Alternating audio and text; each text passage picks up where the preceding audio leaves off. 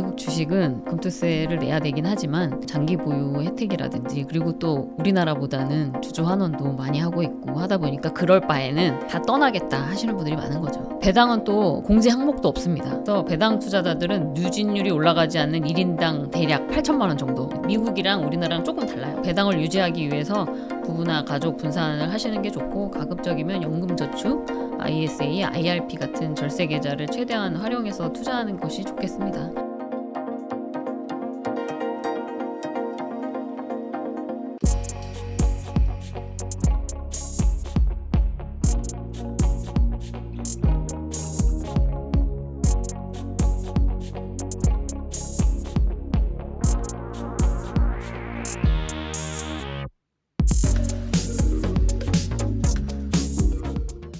최근에 금투세가 정말 핫 이슈인데요. 이게 그렇죠. 어떤 내용이죠? 사실 이게 2020년부터 나온 얘기거든요. 그래서 그때도 저는 좀 생각하기에 이거 이러면 안 되는데 생각을 했었는데 아무래도 시행 전이다 보니까 핫 이슈가 이제 금투세긴 한데 다들 많이 아시겠지만 간략하게 설명드리자면 주식 투자에 있어서는 세금이 세 가지가 있거든요. 하나는 거래세이고 하나는 금융소득인 이제 배당소득세 그리고 우리나라 주식의 현재 비과세인 양도차익에 대해서 2025년부터는 세금을 매기는 것이 금융투자소득세 금투세입니다.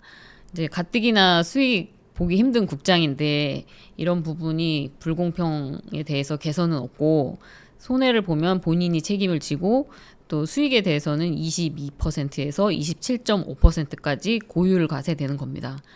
여기에 그동안 있지도 않았던 이제 세금이 생기다 보니까 많은 분들이 화가 나신 거겠죠. 그러니까 조세 정의 같은 문제가 아니라 이미 국내 증시에 실망한 분들은 투자금을 지금 계속 해외로 옮기고 계시잖아요. 그리고 젊으신 분들은 아예 시작을 미국 주식으로 하시는 분들도 많고 이게 사실상 자본 이민을 계속 가고 있는 상태라서 논란이 되고 있는 상태라고 생각을 합니다.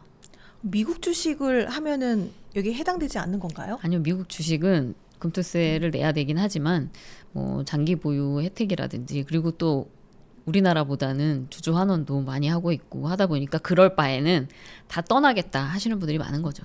네. 쭈암님도 이 세금 때문에 좀 걱정과 고민이 되실 것 같으신데요. 그렇죠.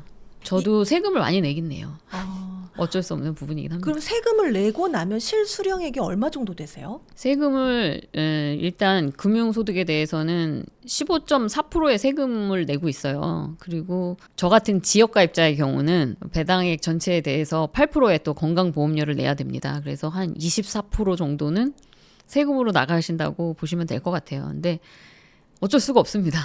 현금 흐름이 나와야 되기 때문에 그렇잖아요. 퇴직하면 주식을 팔아서 살든가 임대소득으로 살든가 배당금으로 살든가 또 각종 연금으로 살든가 해야 되는데 이제 피할 수 있는 부분은 이제 절세 계좌를 최대한 이용하시는 정도? 그 정도밖에 없을 것 같아요. 그리고 피부양자 같은 경우에는 자격 상실이 올 수도 있으니까 그 부부 분산하실 때도 그 점은 유의하시면서 하시면 좋을 것 같습니다. 사실 그 금투세가 시행된다면 지금 대비해가지고 세금이 얼마나 늘어날지 이게 체감이 잘 안 되시는 분들도 계실 텐데 쭈암님의 기준으로 예를 네네. 들어서 한번 설명해 주시면 어떨까요? 그러니까 저 같은 경우는 이미 그 배당 투자자이기 때문에 금융소득에 대해서 15.4% 이상의 세금을 종합소득으로 내고 있는 상태고요. 여기에 또 금융투자소득을 내야 하는 거죠. 만약 제가 증시 호황으로 5억 정도의 시세 차익을 얻었다면은 3억까지는 5천만 원을 공제를 합니다. 그래서 2억 5천에 대해서 지방세 포함 22%인 5,500만 원을 세금으로 내셔야 되고요. 그리고 3억에서 5억까지 금액에 대해서는 27.5%인 5,500만 원을 내셔야 됩니다. 그러니까 정리하자면은 5억의 매매 차익에 대해서 1억 1천만 원의 세금을 내셔야 되는 거예요. 근데 이제 이게 문제는 뭐냐면 제가 세금을 내려고 할까요? 안 내겠죠. 그래서 주식을 안 팔고 매년 공제한도 5천만 원까지만 수익 실현을 하겠죠. 그렇죠. 수익 실현을 그렇게 하겠죠. 그리고 문제는 이게 5천만 원까지 수익 실현인데 지금은 5천만 원이지만 금투세가 만약에 시행이 되고 나면 이 금액도 낮아질 거라고 생각을 합니다. 그럼 그때는 어떻게 하죠? 그러니까 다 미국으로 가겠죠.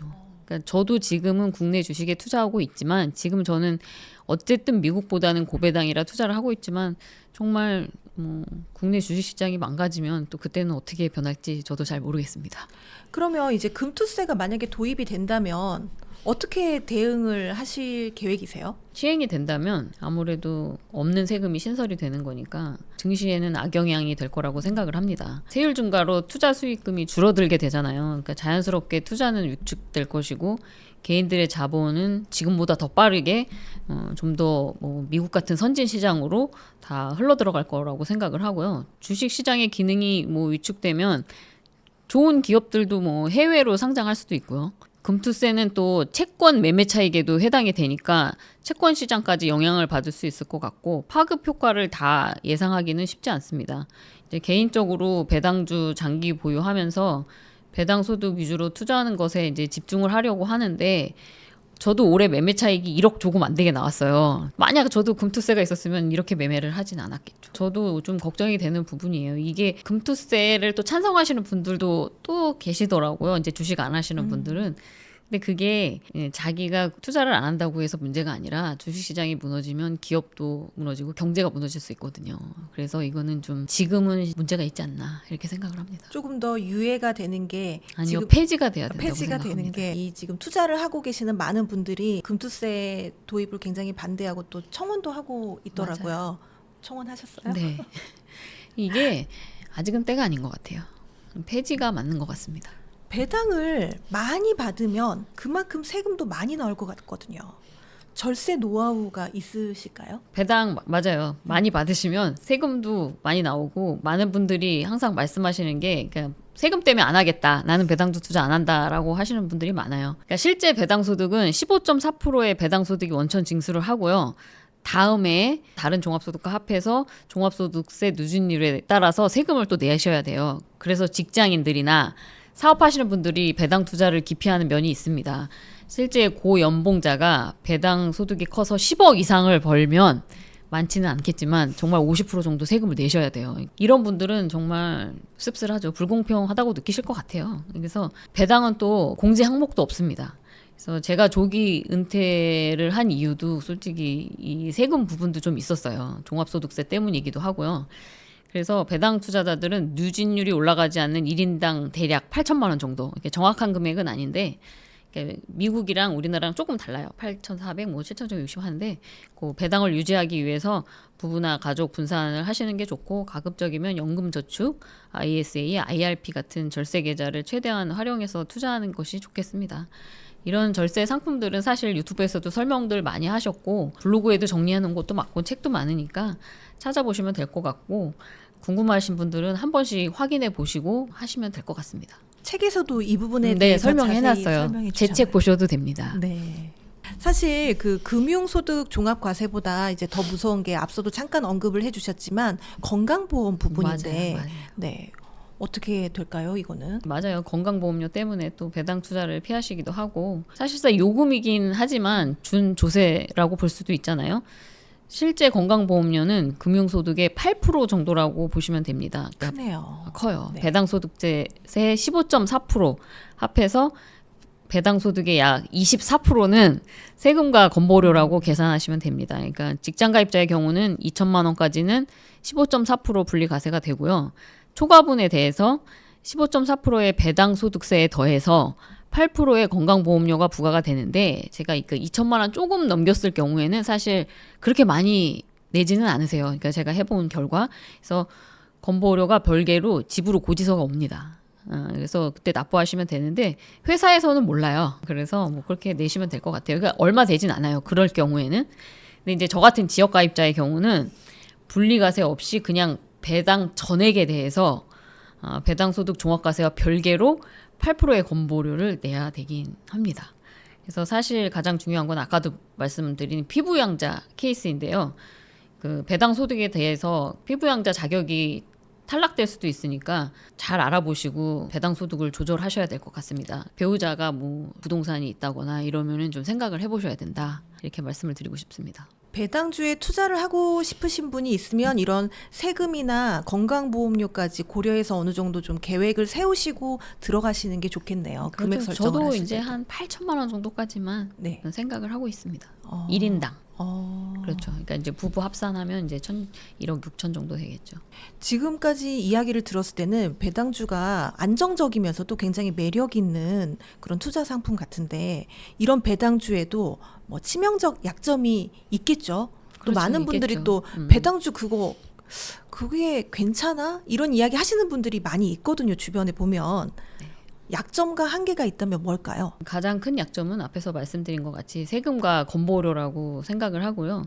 근데 노령화가 이제 심화되면 앞으로 이제 배당 소득으로 노후 생활을 하시는 분들이 많아질 텐데 이 부분은 정부 차원에서 정말 개선을 해야 되지 않을까 생각을 해요. 그러니까 아무래도 노후 준비를 국민들이 잘하면 나라도 좋고 다 좋은 거 아니겠습니까?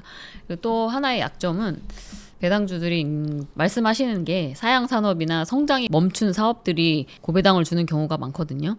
사실 고배당은 주가 상승 요소이긴 하지만 사업 모델의 성장성 한계가 보이다 보니까 주가가 안 오르는 경향도 있긴 있거든요. 그래서 많은 분들이 이런 부분을 배당주는 배당을 주면 주가는 떨어진다라고 말씀하시기도 합니다. 근데 기본적으로 배당 재투자 그리고 분산 투자로 지수 수익률 이상을 노리는 것이 좋겠고요. 또 중요한 것은 우리가 사양 산업이라고 본 것들이 사실은 성장하는 사업일 수도 있지 않나라는 생각도 있어요. 저 같은 경우는 통신이나 금융이 고배당 섹터이지만 과연 사양 산업인지는 지나봐야 알겠죠. 그리고 배당이 성장하는 것도 성장 기업이라고 볼 수 있는 부분이라고 생각을 합니다. 사실 지금까지 배당주의 뭐 장점과 뭐 단점 이런 것도 이야기해 주셨는데 실제 10년 넘게 이렇게 배당주에 쭉 투자를 해 보신 경험을 기초로 이야기를 하셨을 때 내가 해보니까 그냥 일반 성장주나 가치주에 투자하는 것보다 배당주가 훨씬 더 좋았다라고 느낀 부분이 어떤 부분이셨을까요? 그러니까 제가 처음부터 배당주에 투자를 한 건 아니었거든요. 처음에는 저도 완전 뭐 초단타까지는 아니더라도 몇 종목 사놓고 매도를 한 적은 있는데 그렇게 어느 순간 하다 보니까 이제 시간이 흘러서 보니까 이거 뭐지? 그러니까 물론 수익이 많이 난 것도 있고 안 난 것도 있겠죠. 근데 크게 손해 본 적은 없는데 왜냐하면 크게 뭐 잡주라든지 이런 건 사지 않았기 때문에 가격을 보고 들어갔기 때문에 크게 손해 본 적은 없는데 또 크게 돈을 벌지도 않았어요. 근데 몇 년 지나고 보니까 이거 뭐 지수에 투자하는 게 더 나을 것 같다 이런 생각이 드는 거예요. 힘만 들고. 그러니까 단타 치려면 어쨌든 매도 하려면 계속 신경이 쓰이잖아요. 이럴 바에는 그냥 지수에 투자하는 게 낫겠다라는 생각이 들더라고요. 그리고 이제 제가 2016, 17년도부터 이제 생각이 있어서 그때부터 17년도부터 이제 조금씩 사서 들어가긴 했는데 그때부터 이제 뭐랄까 이제 노후 준비도 해야 되겠고 그러니까 저는 50세 전후로 이제 퇴사를 할 예정이었거든요. 끝까지 다닐 생각은 없었어서 그때부터 들어갔는데 그래 내가 이렇게 사고 팔고 한다고 수익이 그렇게 잘 나는 게 아니더라고요. 그래서 그냥 편하게 배당주에 투자하면서 재투자하면서 가자라는 생각이 그때 들었어요. 이게 아마 투자 오래 해보신 분들은 알 거예요. 아마 10년 이상 해보신 분들은 비교를 한번 해보시면 내 수익률이랑 그 지수 투자랑 비교해 보시면 지수 이상 버는 게 사실은 쉽지 않거든요. 그래서 그때 마음이 좀 바뀌었습니다.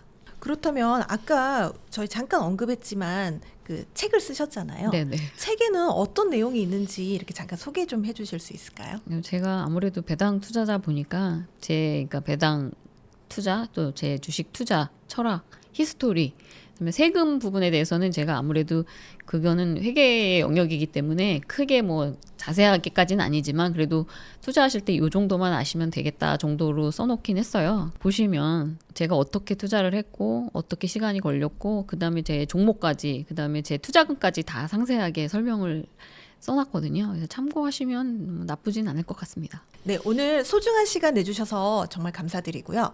마지막으로 성공의 진심인 구독자분들께 한 말씀 부탁드립니다. 조금 건방진 말씀일 수도 있는데 투자에 있어서 가장 중요한 것이 무엇인지를 생각해 보셨으면 좋겠습니다. 그러니까 투자에 집중해서 대단한 실력과 경험으로 수익률을 높이려는 노력보다는 적당한 시장 수익률 정도를 꾸준히 유지하면서 좋은 직장과 소득, 그다음에 절약과 절세 노력이 함께 해야 또 삶도 풍요로워지고 투자도 성공적으로 할 수 있지 않을까 생각을 합니다. 그러니까 어렵고 리스크 있는 부의 추월 차선에 눈이 가실 수밖에 없잖아요. 뭐 저도 예전에는 그런 생각도 했었고 왜 이렇게 돈이 안 불어날까 뭐 이런 생각을 했었어요. 근데 장기 투자, 분산 투자, 배당 재투자로 부의 서행 차선을 가는 것도 한번 느껴보셨으면 좋겠습니다. 그러니까 지금 뭐 투자하시지만 한 2천만 원까지는 누진 안 되는 2천만 원까지는 한번 해보시는 거를 추천드리고요.